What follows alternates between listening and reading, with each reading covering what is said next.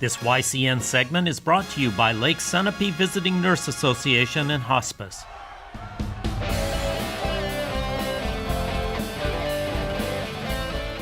Welcome back, YCN Sports Talk. Jeremy Stout, Brett Franklin in studio, and we move over to some NFC Championship talk.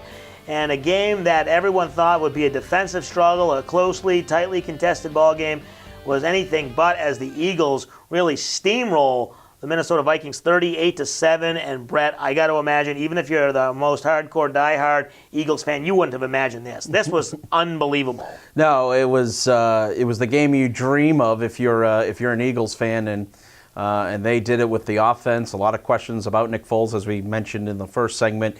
And he kind of got rid of those in that contest. I wasn't high on Minnesota. They got obviously a miracle play to beat the Saints, but as I had mentioned on the radio all week, they had 3 playoff road wins in 35 years, and Case Keenum, not really a good outdoor quarterback. He had a great season. He's going to get paid next year.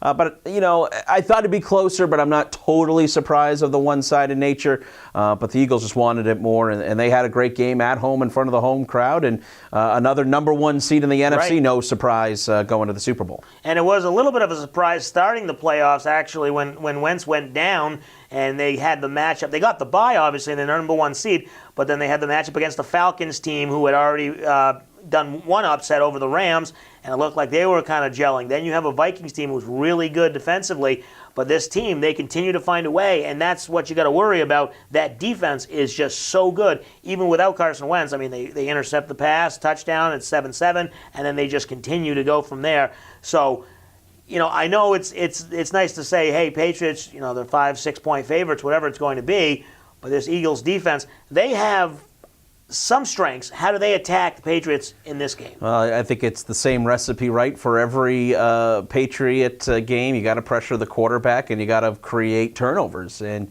I suspect the Patriots are going to come out, sustain drives, keep the Eagles defense on the field, and just really try to burn them out. I think the Patriots will run the ball very well in this contest. I know we're going to give our picks coming up here in a little bit on the Super Bowl, but I think this is a game where the Patriots match up well against. Even if there is no Gronk, I still think the Patriots will cover by a touchdown in this game. And you mentioned Gronk, and we saw obviously in that game against the Jaguars, he wasn't really getting targeted a lot. He only had 1 catch before the injury, and they seemed to be fine without him. So you obviously always want to have what's probably your best skill position player outside of Tom Brady, but even without him, they've seemed to find a way. They obviously won the Super Bowl last year without him. So as much as you really want him out there, and, you've got 2 weeks, got to imagine he'll be back out there. I don't think he's going to miss this game. Obviously missed last year's Super Bowl. I don't think he's going to miss this one. He'll be ready for Super Bowl 52. All right, and before we take our break, Brett, you don't have to give your complete official pick, because I know you want to save that for your radio audience next week. We got a lot of time before the Super Bowl. But how are you leaning for this game in a couple weeks, or a week and a half? I just think that the Patriots are gonna win this one. Listen, as we said on the radio yesterday, I wish it wasn't a close game. I would like it to be a one-sided affair where the Patriots kind of take control of this game.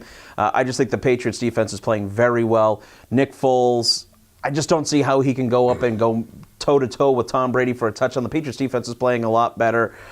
Patriots have the advantage in the skill positions, and with this being the final run of Matt Patricia and McDaniels, Josh McDaniels, I think the Patriots go on the top, and I think they win this by a touchdown. And it's funny, you always see with Brady and Belichick, you get them a week to prepare, or an extra week to prepare, the 2 full weeks.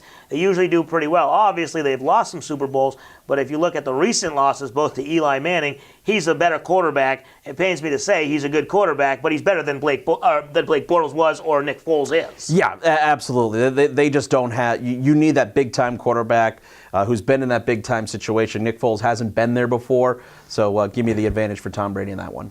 All right, we'll take another break. When we come back, we'll go to the MLB offseason. The hot stove hasn't been too hot, so we'll talk to Brad and see what his thoughts are about the Red Sox. Will they make a move, and if they don't, is it smart to just kind of lay low this year and wait for a big free agent class next year? You're watching YCN Sports Talk.